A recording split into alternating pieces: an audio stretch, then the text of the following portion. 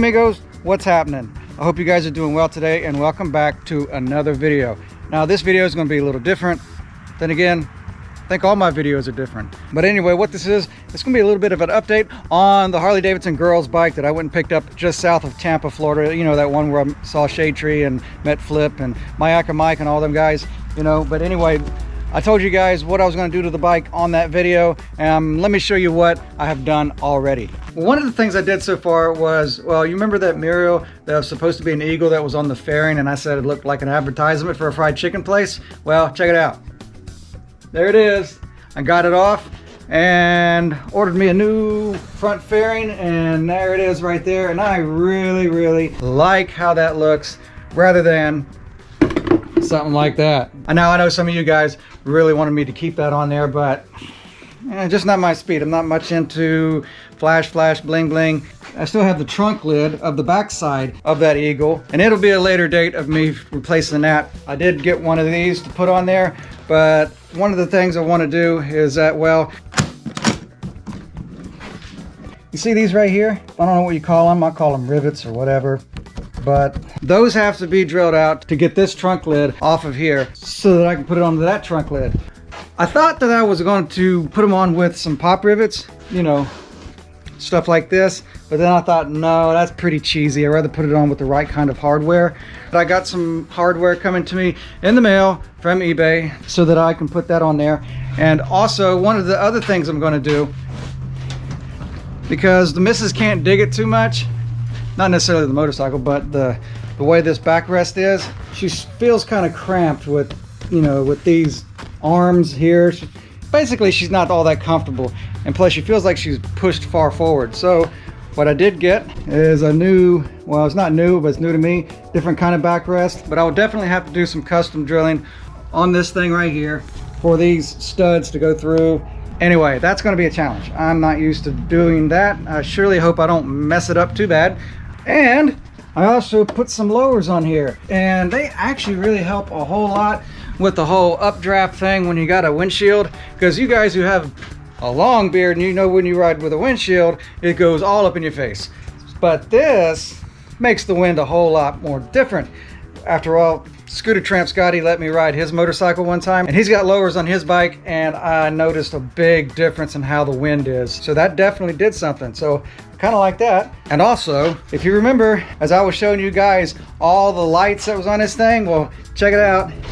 I took them right off of the rails. There was some here, there was some there, you know, and all around here. There they are, laying right here. That's just one set of them. The other set is somewhere. And also, I took off all the frou-frou that was right here, you know, like the brake disc covers like this. And also I took these things off that light up. They cover up the axle nut and the axle. And there was also some chrome covers that went over these brake calipers. One on this side and also one on that side. When it comes to covering up the brake calipers and the brake discs, that's just more crap in the way. Whenever you gotta pull your wheel off, that you have to take all that stuff off of there. And I'm just not into that. And another thing, when I took the thing down the highway for the first time down the interstate, when I finally got a chance to get it above 70 miles an hour, and I was keeping a speed of about 75, the thing kept wanting to die out on me. I mean, it was just stalling. The motor wouldn't kick back on until I got below 70 or 65. And so that told me the thing was starving for gas. So I wondered what was up with that. I pulled the petcock out, I pulled the fuel line out. All of it was good. So that told me, check the carb. And sure enough, what I found was, this is the original carburetor that was in it. And what the deal was, I don't know if you can tell, but right here is where my float would go. There would be a hinge that would go from one yoke to the other. As you can see right here, this was broken. So on top of being broken, my float level was also set to be real low too. And with that thing being broken and the float level also being set too low, it was doing one of two things. It was running out of gas, which I'm pretty sure it was running out of gas in the bowl, not able to keep up with the RPMs.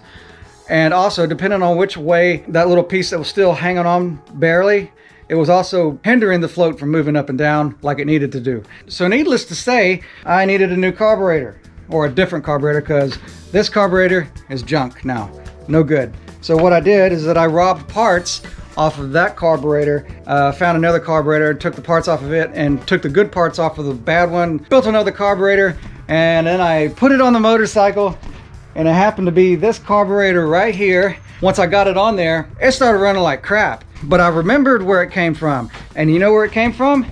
It came off of that bike right there. And I forgot, it was about a year ago when I got the Softail, and I wanted to pull the Mikuni off, which I did, and I put this carburetor on the Softail. It started running like the way this bike was running before I pulled the engine apart. And then I remembered back then, I said, oh wow, I forgot. I have a bad carburetor, but I don't know where it's bad. So I guess it must be something that is in the carburetor body, something that's hindering it from running right, which also gives me a little bit of hope that this thing will run, because once I pulled this piece of turd back off of this bike right here, and then I found another carburetor that my good buddy Al Gotch sent to me. Al, thanks a lot. That was a lifesaver.